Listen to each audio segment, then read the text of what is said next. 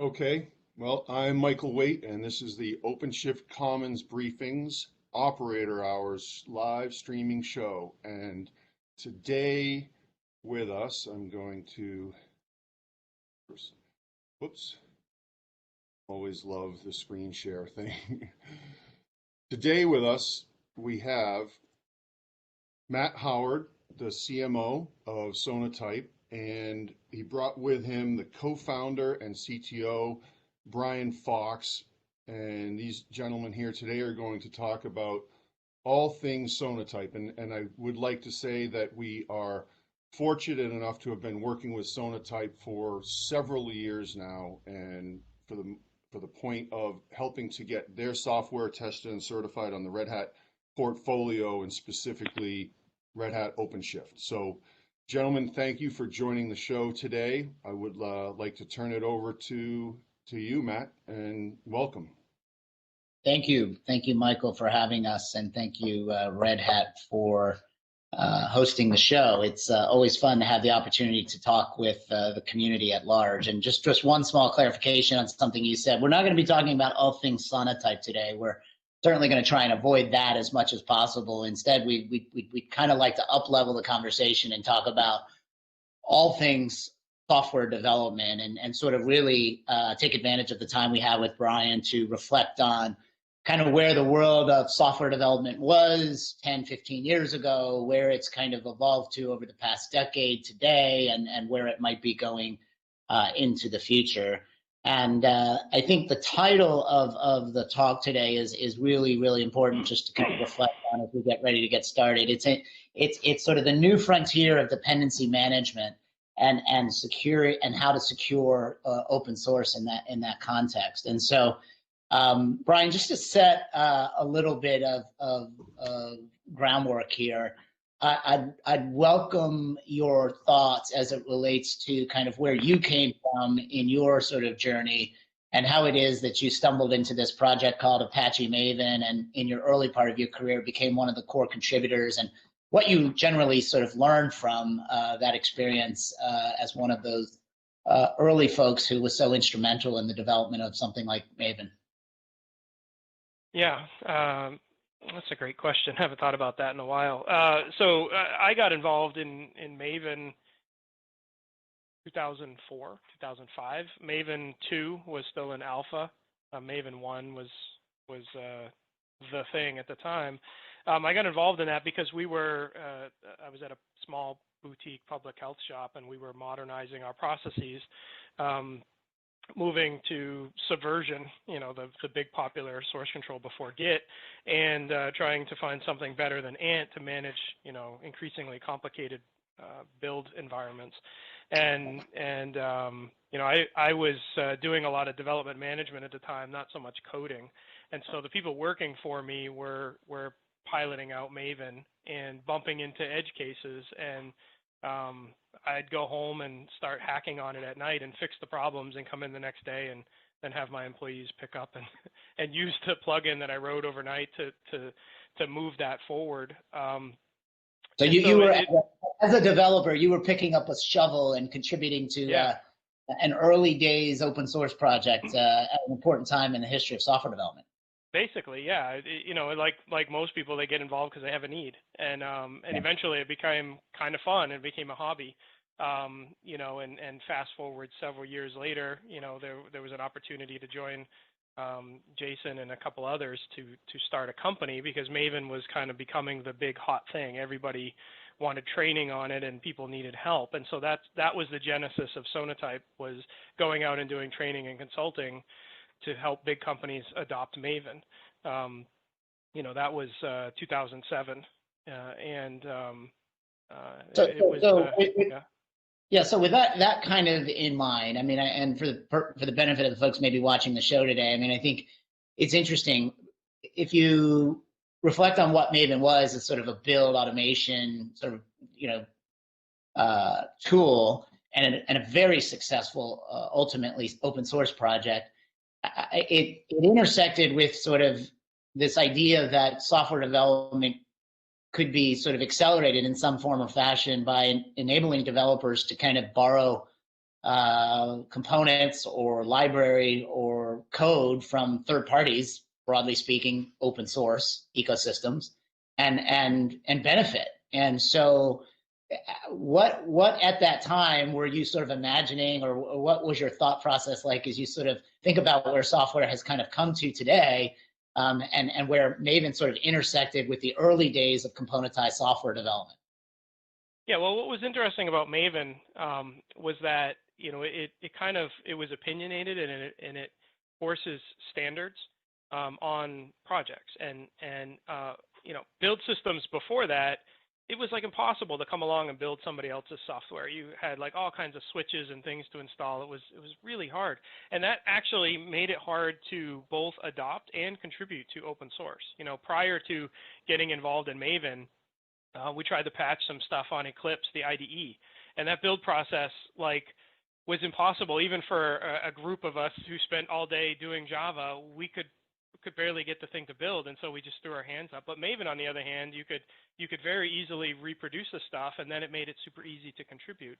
And that's what was really interesting about it. And so because Maven was kind of forcing the adoption of binary reusability. So in order to use somebody else's open source code, you could just add a line to your build script, and it would download it and figure out all the dependencies for you, and you were off to the races. It made it really easy to just pick up and use components, where prior to that you might be cutting and pasting code that you're not even sure how to get it to compile. So it kind of kicked the doors wide open, certainly in the Java side of things, in terms of being able to make it easier for people to adopt open source. Now, what happened is, when we were then going into large companies, helping them kind of modernize this, they started bumping up against these problems where they're saying like, okay, this is great, but now my developers are using all of these things, and we're not really sure how we feel about that, right? So suddenly, you know, they were both getting the benefits, but potentially subjecting themselves to the risks of unmitigated open source. And that kind of led to where we are focused today, with trying to help developers make better choices around the components they use. But at that time, you know, people were largely worried about license risk, you know, GPL and AGPL and those kinds of things. And this comes off the back of a lot of GPL-like lawsuits in the early 2000s. That was what, when people thought open source, that was what they were afraid of. When we talked to people about security risks in open source components, they were kind of dismissive of it and say things like, we have a firewall, we have a security team, so what's the problem, right? Yeah, yeah. I mean, times have clearly changed since way back then. Yeah, and I mean, that's kind of one of the things I want to sort of level here for this conversation today, as we continue to think about sort of then and today versus where we might be going. But the massive supply of open source and third-party libraries that's available today, and effectively at the fingertips of every developer worldwide, in almost any ecosystem that they might prefer to be developing in, is just incredible. And therefore, if you have this massive supply of libraries and third-party components available to you as a developer, why wouldn't you take advantage of it? Well, it certainly seems, based on what collectively we know about the state of software development today, that developers are indeed consuming with incredible appetite massive volumes of open source and third-party libraries. And then the question becomes, well, how do you do that hygienically? How do you do it securely? How do you do it responsibly? How do you do it efficiently and in a way that's fast and doesn't slow down the pace of your innovation? I mean, and there's just this very important set of questions that comes to mind. And I love the fact that we're having this discussion today in the context of the Red Hat show, because while they were ultimately, Red Hat as a company, very successful at effectively standardizing, if you will, Linux for the enterprise audience back in the day, with all of the things they do upstream and downstream at Red Hat that became such an effective value to the global community around RHEL, you know, in many respects, that same purpose that Red Hat served for Red Hat Enterprise Linux is being served in some form or fashion by companies like Sonatype to application level libraries. So how is it that a developer today building applications has a sense as to which libraries they should use, which dependencies they should update or not? I mean, how do you go about making good quality decisions as a developer today in a world where you have infinite libraries from which to choose. Yeah, I think that's probably the area that's matured the least, honestly. I think there's still a lot of go to Google, ask your friends, look in forums. There's a lot of happenstance that happens in component choice. It's something that we're trying to change, but given that that's the process, it's not like there's a tool in a company. It's not like it's natural in the IDE or any of these things. It creates, it's a challenge because there's not a canvas for which we can plug into and paint upon, right? To help guide that choice. That's been a problem since forever. There have been many projects that have come and gone, trying to provide a website to do that. Some of them more successful, others less. But that is a challenge, and we're trying to plug into corporate infrastructure. But there's always that little bit of a religious war where developers don't like being told what to do. They like to have the information, but if it feels big brotherish, authoritarian, it can backfire. So it's like you're walking a knife's edge on trying to provide useful information that they can pull, not push. Sure. And I guess then, so there's the idea of you're a developer innovating day one, you're going to sort of choose a component or components. Which ones do you choose?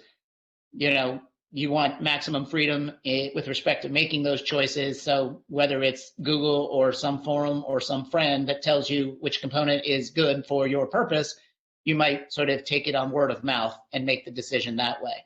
But what about sort of managing the quality of that component from that point forward into the actual development lifecycle? And arguably, what about managing that component sort of beyond the development lifecycle, following a build and maybe even all the way into sort of a production scenario? This idea of a software supply chain has a beginning, a middle, and an end.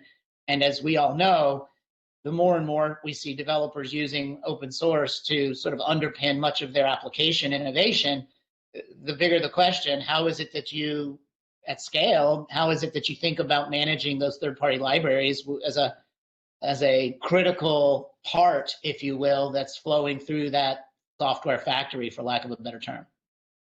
Yeah, well, I think that's one of the areas that was the slowest to catch up to this new world that Maven introduced, right? Prior to that, you saw a very manual workflow process around approving components. And that more or less worked because it was hard to pull in new components. And when you did, they didn't often have really deep transitive dependency trees, right? But in a modern world, in Java, you pull in one component, you pull in on average 10 more, up to 100 maybe. In JavaScript, it's literally an order of magnitude higher. It could easily pull in 1,000 more things. And so it took a while for companies to get their head around the way they were managing, using whitelists and blacklists was simply not going to cut it. And we saw companies struggling to produce a complete inventory. They might only be focusing on their direct dependencies and ignoring those 100 or 1,000 transitives below it, just because they simply couldn't do anything about it, right? So that was the problem that we set out to solve. And how much of that, you said companies were struggling to get to manage that reality with whitelist and blacklist. I mean, how much of the struggle was developers just kind of expressing frustration with respect to, let's just call it, overburdening governance, right? Well, the reality was if they had a process like that, one or two things were happening 100% of the time. Either it was not effectively deployed, so developers were just doing whatever they wanted anyway. And we see this time and time again where we talk to companies and they're like, oh, our list of open source, it's really small. It's 800 things, right? And then we come in and we do a scan. They might have 800 things in one of their applications. They had 80,000 components that they're actually using. That 800 list was the things that were self-reported, right? So if they had a list and they were relying on developers to self-report, they were kidding themselves. If they were an organization that they actually had the ability to lock it down and enforce it, and they're rare, but they're out there, then what happened was they counter-incented the lack of innovation. Developers just basically throw their hands up and go, well, I guess we're just going to keep using Struts 1 forever, right? And this is why, at conferences, I would always ask, 15 years after the Struts 1 was known to have level 10 vulnerabilities, who here is using Struts? Struts 1. And there's always people that raise their hand. You say, why? And it's like, because it's on my approved list. right? Well, it was approved by a guy a decade ago. Nobody's looked at it since. And so you're either pretending that you're doing a good job at it, or you're actually enforcing it, and then you make it so that you build up technical debt because your developers can't update. And to walk the line between those requires a lot of automation and a lot of precision, as you know, and to achieve that is actually kind of hard. Right, and so developers can update because it's not on the approved list, or developers won't update because maybe they're afraid of it breaking a build, or any number of reasons that developers might update a new version of a dependency or not, as the case may be. And we've done at Sonatype, the shameful plug for some original research we've done for each of the last 6 years. It's called the State of the Software Supply Chain Research, and it's if anybody's interested, we'll have a link to it at the end of this talk. But really good, solid, sort of original research we do in partnership with folks like Gene Kim and Stephen McGill, and look deeply into sort of Maven Central, which is an asset that we contribute to the Java community and have from inception at Sonatype. But in the aggregate view of the software supply chain research that we have done, we've begun to see this concept of herd migration. I know you have a couple of images.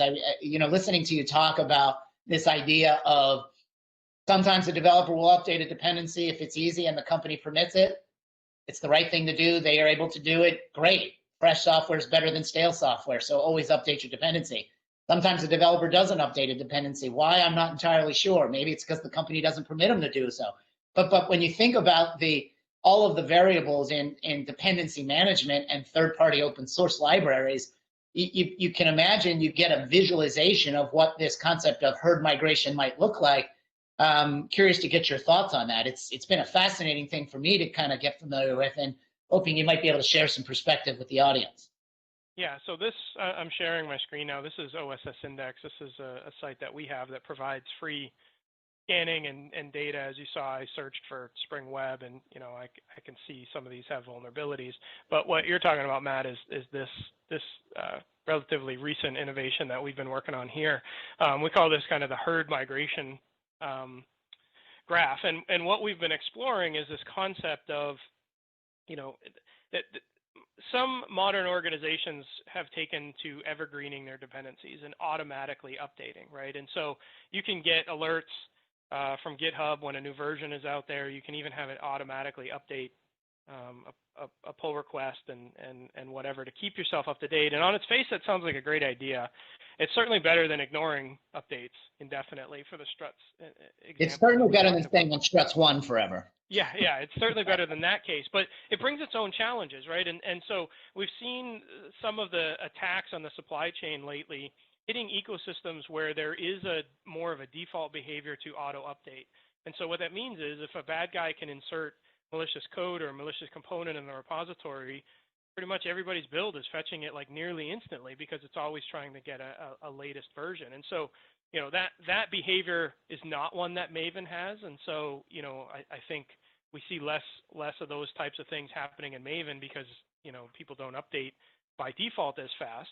But if you introduce these new evergreening capabilities, you basically bring along the bad, which is you're grabbing untested code.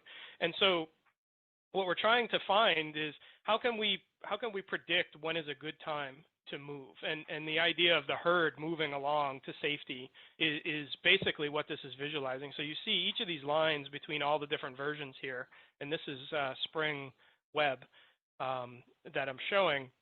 Each of these lines, the darkness indicates how many different migrations we've observed. The red ones are ones that were migrated at the time somebody did an update. They were updating to an already known vulnerable thing, right? So red is obviously not good. Why did you do an update and then move to something that had a known vulnerability? It's likely because they had no visibility they didn't know. But if you look at the patterns, it's kind of interesting. You can see that, there's what I call the .0 problem. People tend to avoid the .0 version of something. They always wait for the first patch release. And you can actually see that in the data, even with something, as dense as Spring. But we have another view. I don't have it on this website yet, but we're starting to look at things that kind of show how quickly people tend to update. And there's a gap. Like, you don't want to be on the latest version, but you don't want to fall behind the herd. There's a nice sweet spot in the middle where you can do the optimum number of updates so that you're not on the bleeding edge constantly, but you're not also lagging behind, right? And, Yeah, it's like the idea of, the idea of being a fast follower, fast enough follower, but not, right. Because every single update just is a lot of entropy, maybe for little benefit, right? If you don't need the fix that came in the latest patch and it wasn't a vulnerability, then updating it just potentially causes more change and more opportunity for something to break at runtime. This is Joe to time. The population's a little bit smaller, but you can see a much more orderly update. That this seems to be, people largely are moving version over version over version. For whatever reason, 2.9.8, like, nobody went to. There must have been something glaringly wrong with that. And so what we're trying to do is use these types of data that we can see from our visibility, both within our customer set, but also within the repositories that we run, Maven Central. We can see what the herd is doing. You may not always understand why. Like, does it matter why nobody went to 2.9.8? Not really. Why would you want to be the only person to do that, right? And if you see a new version that came out and not enough of the herd has moved onto that new island, maybe you shouldn't either. And these types of behaviors and algorithms can help us walk that gap between just blindly updating to every version and then leaving it to random occurrence when a developer decides to update a dependency. The efficiency gain can happen in the middle when you're making the least number of smart steps. Right. So one of the things I want to just make sure we touch on here pretty carefully is that this particular view is anonymized behavior with respect to how real developers in a real engineering organization are updating dependencies with respect to third-party libraries that they're using in their software applications. And you can sort of see how and when and where they might actually be doing it more or less, and sort of get a sense for what the pattern looks like as it relates to how developers update the dependencies that are so critical to the applications that they build. On the opposite side of this conversation is this idea that not every open source project is created equal. If you can think about all of the, several 100,000 libraries or projects that are available, for example, in the Java ecosystem within Central Repository, or millions that are available in the NPM ecosystem, some of those projects are more, let's call them exemplary with respect to how often it is that they release, i.e. push new features, how often or quickly it is that they respond to new vulnerabilities with a patch, how many developers do they have who are contributing on average, how vibrant is the project with respect to resources? Is it a foundationally supported project, or is it two guys in a garage kind of thing? And so curious to get your thoughts on this. The opposite end of this conversation is not all projects are created equal. And what's a good way to sort of think about the scope of an open source project, a third-party library? What's a good one? What's a bad one? And how do you tell the difference? Yeah, I mean, traditionally, developers haven't, right? That's the word of mouth, looking on Stack Overflow or what have you. You miss a lot of that detail. There's a lot of things that need to be considered, and the problem is it's hard to take all of that data and bring it together. And that's kind of what we've been trying to do, both in the community sites like Oss Index, but also in our products, is to make it possible to bring that data together so people can make reasoned choices. Like, this is a different view of Spring. This is Spring Core, and it's interesting. If you zoom in on this, you can see the .0 problem in action here. People were largely ignoring the release candidates and some of the milestones, as you would expect. But there were a bunch of people who made updates from 4 to some early versions of 5 when they were vulnerable, because, and presumably these other versions existed at that time. So why did they move to that one? Probably they didn't want to get onto the latest and greatest, but they didn't have the visibility that they were, in fact, introducing a new vulnerability. And the likelihood is this vulnerability probably is not the same one that they were leaving. So it was a net new vulnerability, right? And this is the challenge. If you don't have the complete visibility information, you're kind of just shooting in the dark. But like, as you said, the dynamics are different on a project by project basis. Some of them will have really good hygiene, and like you saw with the Joe to Time, you know, the community largely followed that in lockstep. Whereas some of these other ones, and granted Spring, you know, is a framework, so it's a bit more work to do an update, but that makes it even more important that you choose the right one. Like if you go through all of this work to update your framework and when you're all said and done, you're sitting on an older version that has a vulnerability, that's kind of wasted when it would have been probably the same amount of work to move, you know, a couple point releases further and be good. But then you might have another project where, you know, the herd doesn't move on to that for months. And so or arguably years. And I know there's examples of projects where you basically have two constituents of users, those that are on version, call it 2 or 3, shall never migrate to version 4 or 5, and whoever's on 4 or 5, you know, and you have these disparate sort of dynamics between developers who are effectively living on islands, different islands relative to different versions, but it's the same project. Right. And then you have you know, each one of these updates pulls in its transitive dependencies. And so in order to make the right decision, you can't just look at, you know, the herd of Spring Core, but you have to understand the entire transitive hull. And when you start introducing tens, hundreds, thousands of those dependencies, it's impossible for a human to like sort through that dependency tree and all of the possible combinations. And that's where the automation and the computers can really help, right? That's what we're trying to do. But what we've seen a lot of these tools of late, they kind of take a more naive approach of like, there's a new version, you should use it, without regard to what the implications of the transitive dependencies are and if it even matters, right? Right. I mean, this idea that the freshest software is the best software, and if there's a new version of a dependency, use it because it's there, is really interesting. You can sort of understand on the surface why someone might look at it and sort of say new is better, but we understand, and I think certainly as we've observed, as arguably sort of black hats or nefarious actors in general have observed, if the world is automatically going to update to the latest version of a dependency, why not raise your hand, pick up a shovel, and become a volunteer and contribute to a project and inject some malware, because you know some very large percentage of the world's developer community's got tooling that's going to automatically pick it up. It's like the perfect way to distribute potentially sort of malicious code. Curious to get your thoughts on that. And is this something you're seeing? I know we do a lot of research in this area, but you know, it's important for people to get their head around this. Yeah, I mean, this new trend of attacks on the supply chain has really kind of taken off in the last couple of years. In fact, I have a slide here that I can show. You know, we started to see this back in 2017 when there was a new set of attacks. And what was notable to me at that point was that the attacks were focused on the open source publishers themselves.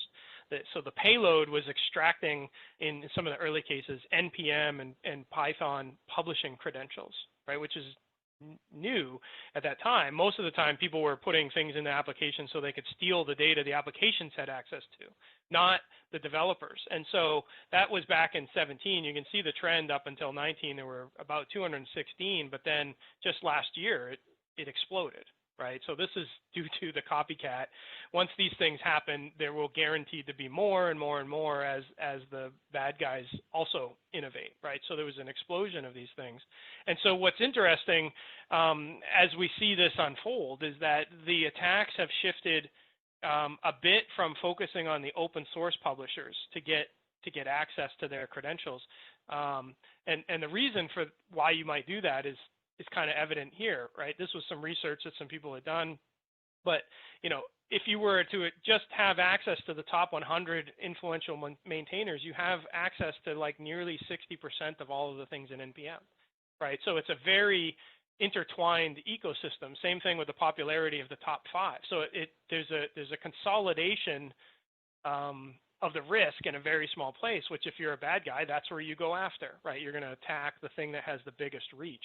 And so we saw a lot of those attacks, but then the shift has been more recently to attacking the actual development environments itself, right? So stealing credentials that developers have access to, stealing their passwords, inserting backdoors, remote access. We've found there's been one every week for the last month that Sonatype Yeah, we found one week last month. Right. Yeah. And the ones that have happened most recently have been inserting remote access backdoors onto the development machines. Now, if you couple that with infrastructure as code and people that are publishing things cloud native, it means the development environment has access to, in many cases, the secrets that control the actual production environment. That's why the developers are the target. And I spend a lot of time trying to educate security teams on this, that they're so focused on making sure that the software that gets released out of their environment is safe for their end users, right? That's what the focus is on. And so, you see that manifest in security scans happening before release. Well, guess what? If your developers were the target, you've missed the entire war, right? The theft has occurred on the factory line. It's not resulting in a defective car coming out of the factory, right? And this is a new thing that so many environments are just not geared up to think about and to do anything to protect. And, to put it into context, I like to talk about, Deming, right? I mean, we've been talking about this in DevOps land forever, right? There's a few things you can do to build better cars, build better software. But, Deming and his practices were not set up to guard against sabotage of the factory itself, right? And that's what we're talking about here, that the development environment is being sabotaged and the credentials are stolen from your developers. And so if you scan your software at the end of the day and say, yeah, it's safe for consumption, you're missing the whole point. Well, this is again, to sort of put this very important point into context. It's useful to think just back a few years ago, where from an open source security risk as it relates to third-party libraries, a lot of the attention was how quickly could organizations respond to a new zero-day disclosure and patch something in production. Famously, the struts disclosure from Apache went out to everyone in the world. Unfortunately, at Equifax, they presumably, based on what I know was disclosed publicly in the congressional report, they observed the public disclosure. They did what they had to do to sort of determine if that version of struts was in production, and ultimately determined, I believe, that it wasn't, because they didn't necessarily understand or have visibility into the transitive nature of that particular vulnerable version of struts. But in any case, it's like, okay, bad guys look for public disclosures from Apache. Once Apache tells the world that there's a vulnerability and tells the world to patch it, it's a race between the good guys patching and the bad guys exploiting. That race is kind of the old day. Like, the new day is like, why would a bad guy wait for Apache to disclose a vulnerability and then race the good guys to exploit it in the wild? Why wouldn't the bad guy just simply raise their hand and pick up a shovel and become a contributor to an open source project, create a new version of a dependency, know that dependency is going to get sort of automatically updated in n number of software supply chains or applications, and have a field day simply by virtue of the fact that they're able to pollute the supply chain upstream at its source, as opposed to waiting for vulnerabilities to become publicly disclosed downstream in the wild. Yeah, I mean, if you're looking at if you're a bad guy and you're looking at trying to be maximally efficient, that's exactly what you would do. You're going to pick, before you saw the consolidation of attacks on things like struts, because they represented this common mode failure. Same thing with commons collections. You could assume that every Java application had that on its class path because it was almost guaranteed to be true.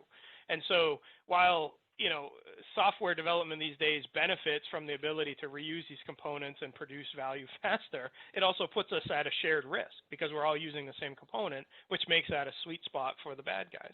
You shift that forward a little bit, and now you see, evergreening and people that don't have control over the dependencies, things like typo squatting become super easy. You put up a project that looks like the real thing. Twilio, and the one we just it just went out yesterday. was DB.json or something like that, right? And it had the exact name. The file names were the same. If you didn't know what to look for, it would look like a totally legit package. It had a README and everything. You know, and it's exactly like the phishing attacks you see where the bad guys create websites that look exactly like your bank login. Yeah. They go through the effort to do it. Phishing developers with same lookalike projects, libraries. It's Right. it's scary too. And then there's the Octopus one, which, you know, Octopus, probably most people don't know what I'm talking about because it tended to be small impact. But back in, was it May, June, something like that, there was a new version of malware going around that was novel because it looked and felt like the 90s with the XE viruses that replicated, you know, so you'd run this thing and it would infect everything on your floppy disk and everything on your hard drive. That's exactly what this Octopus virus was doing. So the payload was ultimately a remote access toolkit trying to drop it on the development machines. But in the process, it was leveraging the IntelliJ IDE to replicate itself into every single jar that the developer had access to, right? That was the viral nature of it. So all of these malicious attacks that we've been talking about for the past couple of years, we hadn't seen them virally replicating like the old 90s, and Octopus did. Now, it seemed to be self-limiting for whatever reason. Nobody really knows why it wasn't bigger. Maybe not enough people were using IntelliJ, but we have to expect that someone out there right now is looking at that and trying to figure out how to take that and combine it with some of these other attacks. And so, you know. Yeah, 100%. And you know, for sake of time, we've got about 15 minutes left, but I want to shift the gears a little bit from this idea that, you know, there's an infinite supply of open source libraries, which is critical to the way the world of developers innovate today, and infinite appetite among developers to consume these libraries. And the better the hygiene that the developers have with respect to how it is that they consume these libraries, then the higher quality software downstream ultimately ends up in production. Everybody wins. Yay, happy, happy.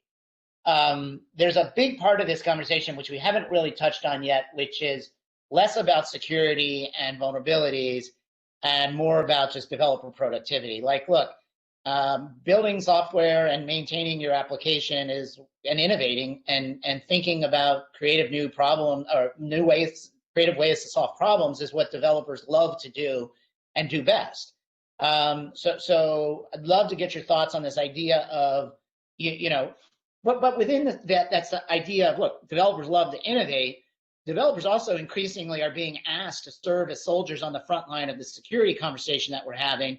But how is it that they can serve as soldiers on the front line of the security conversation and do it with like minimal effort and maximum effect in terms of productivity? Things like breaking changes. Like, why should a developer, how is it that a developer can make a better decision with respect to an update of a dependency in the context of just productivity? Forget about security. Right. I mean, they're all kind of intertwined. It's sort of an extension of the herd migration that we were talking about before. But, you know, the herd migration kind of helps you figure out where people are going, not necessarily why, and it's not always possible to contextualize it for your application. But something like breaking changes, right? That's the thing developers are always afraid of. Like, if I update to this new dependency, how much work is it going to take to even get the thing to compile, right? And then later, you know, is it going to introduce runtime behavior changes that are going to break? And do I have good enough tests that I think that that's reasonable? You know, that's an age-old problem that everybody always has, and it's a reason why, you know, developers sometimes push back when security says, hey, you know, you need to update this dependency. It's the fear of the unknown. So introducing, you know, breaking API changes like we're doing will help with that conversation, so that if you can understand that the APIs between the version you're on and the version you're targeting have minimal changes, and even better, if you're able to couple that with something like a static code analysis, where you could say, not only have the APIs maybe not changed, but specifically the ones you're using haven't changed. This should be basically a drop-in replacement, right? It changes the conversation. It contextualizes the decision. Yeah, and it in theory reduces the risk. And so, you know, if you go back to the notion of trying to evergreen, right? The evergreen notion is great, but you have to do it in a little bit more sophisticated way, where you're able to say, okay, we're only going to submit pull requests for the things that we know aren't going to break your changes, right? Versus like, we're just going to flood you with every single one every time so that you have to ignore 90% of them. Yeah. That's the kind of innovation that it really takes in order to get this to a point where it becomes truly productive and something that developers can rely upon for sure. So we've talked a lot about at this point the idea of better information, better feedback loops, better guardrails for the developers in the early phase of the software supply chain, or the SDLC, and recognizing that the developer is ultimately kind of increasingly king in the sort of new world of innovation. We still have other very important constituents with respect to security and operations downstream. You touched on it just a moment ago. You mentioned this idea of what's happening in runtime in production. And as the world sort of begins to sort of, shift more and more from this sort of, infrastructure is on-prem in a data center with 4 walls and a firewall and, segmented network traffic inside of it, blah, blah, to this new world reality of public and hybrid clouds, the perimeter begins to disappear. People are all of a sudden adopting in this everything. Speed is critical. DevOps is everywhere. Let's release continuously every day, every hour. How fast can we release kind of world? What's happening with respect to this conversation that we're having about the open source libraries, the dependency management after the build? Once their build is done, and we're now sort of into this container conversation, and we're into this, deployment conversation with respect to things like Kubernetes and cloud native, how do you sort of envision that downstream runtime game with respect to this shift to cloud, different from the traditional kind of on-prem world? Yeah, so I think when the supply ends in a public cloud versus the supply chain ending on-prem in a data center, what's that look like? Well, that may be part of the reason why we're seeing some of the attacks shifting towards the development environment, because there isn't a product that gets shipped to a third party, right? And so getting in earlier, being able to exploit the infrastructure that the developers have access to there's a correlation there. There's no doubt.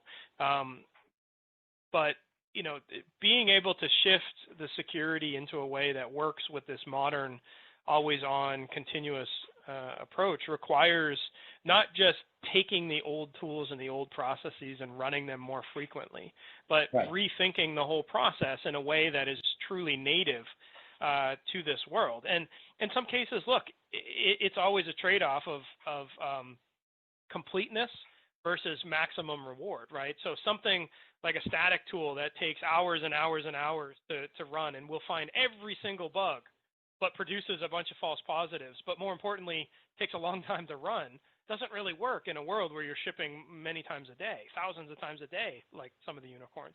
So in that regard, if you're trying to take the old tool, you're in sort of this take it or leave it mode. Whereas if you look at a new tool and give the information to the developers up front so that they can make the dependency changes somewhat automatically, but intelligently, with the breaking API changes, with the hygiene data, with the herd data, you can avoid probably 90% of the problems in just rethinking this and making that part of the process, so that you can ship fast, get the bulk of the problems taken care of, and not get bogged down by a process that's trying to be perfect, but actually takes so long that mostly people just ignore it anyway, right? I think that's what companies are really grappling with right now.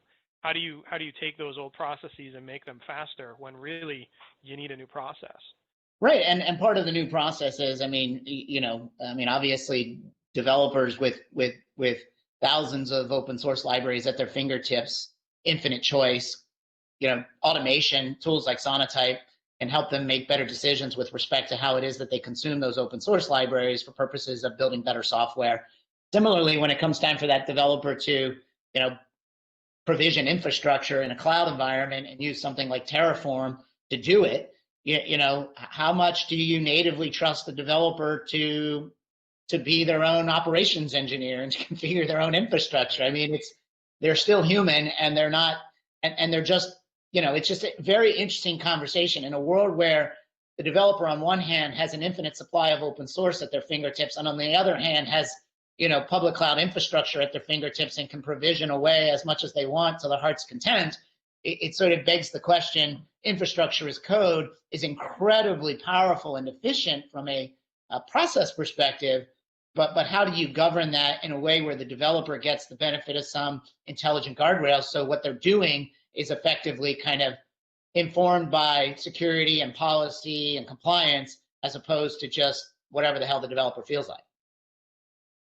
Yeah, I mean, I think it's the same pattern repeated all over again, right? And the infrastructure as code just provides the next sweet spot that you can imagine. Not only does that infrastructure have access to all the keys to the kingdom, but it becomes a target in and of itself. So it can be the place where attacks are trying to siphon information for a side channel attack.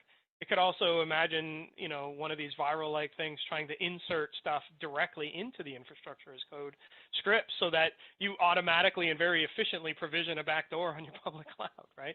So, Yeah. so they're both the source and the target potentially in this new world. And you know, the processes need to shift. But so often, I think is the case in software development, it's all about patterns. And I think we sometimes fail to recognize that we don't have to reinvent the wheel. We just have to apply this known pattern to this otherwise new behavior. You know, so being able to do the infrastructure as code and you know, monitor it incrementally, provide the right guidance to the developers. It's kind of the same as everything we've been talking about in terms of dependencies, especially when many of those tools actually have dependencies where you can depend upon a script that was written by somebody else, whether it's in your company or not. If you don't understand the implications of that and the chain of that, it's no different, right? Yeah. And so, you know, I think that's kind of where the natural evolution of this always goes. Yeah, 100%. Well, I think we have just a few minutes left, and you know, I want to thank you for your time, Brian, and Michael. Thank you, and to everyone at Red Hat for letting us sort of share some perspective today on the show.